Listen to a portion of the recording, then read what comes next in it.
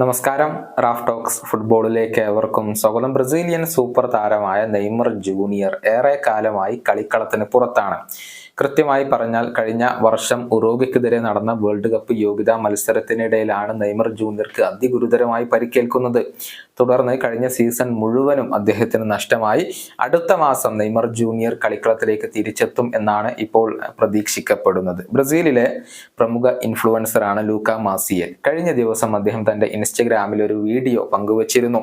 അതായത് നെയ്മർ ജൂനിയറുടെ സാന്റോസിലെ പ്രകടനം കണ്ട് വളർന്ന ആ ഒരു കുട്ടിക്കാലം ഓർമ്മിച്ചെടുക്കുകയാണ് അദ്ദേഹം ചെയ്തിട്ടുള്ളത്. ഇപ്പോൾ നെയ്മർ ജൂനിയറെ വളരെയധികം മിസ് ചെയ്യുന്നുണ്ട് എന്നാണ് അദ്ദേഹം ആ ഒരു വീഡിയോയിലൂടെ പ്രതിപാദിക്കുന്നത്. സാന്റോസിലെ നെയ്മറുടെ ആ ഒരു പ്രകടനങ്ങൾ അദ്ദേഹം ആ ഒരു വീഡിയോയിൽ ചേർക്കുകയും ചെയ്തിട്ടുണ്ട്. അതിന്റെ കമന്റ് ബോക്സിൽ നെയ്മർ ജൂനിയർ തന്നെ ഇപ്പോൾ പ്രത്യക്ഷപ്പെട്ടിട്ടുണ്ട്. ശാന്തനാകൂ, ഒന്നും തന്നെ അവസാനിച്ചിട്ടില്ല എന്നായിരുന്നു നെയ്മറുടെ കമന്റ്.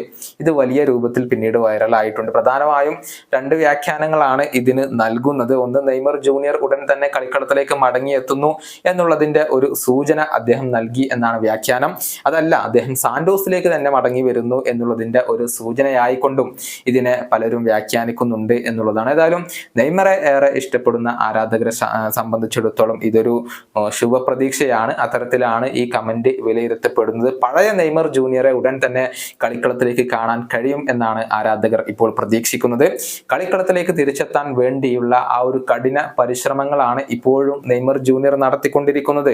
അടുത്ത മാസത്തിന്റെ തുടക്കത്തിൽ തന്നെ അദ്ദേഹത്തിന് കളിക്കാൻ കഴിയും എന്നാണ് പ്രതീക്ഷിക്കപ്പെടുന്നത്. പക്ഷെ ബ്രസീലിയൻ ടീമിൽ ഉടൻ തന്നെ അദ്ദേഹത്തെ കൊണ്ടുവരാൻ പരിശീലകനായ ഡൊറിവാൽ ജൂനിയർ ഉദ്ദേശിക്കുന്നില്ല എന്നതാണ്. ഒക്ടോബറിലെ ഇന്റർനാഷണൽ ബ്രേക്കിലായിരിക്കും നെയ്മർ ബ്രസീലിയൻ ദേശീയ ടീമിലേക്ക് മടങ്ങിയെത്തുക എന്നാണ് കരുതപ്പെടുന്നത്.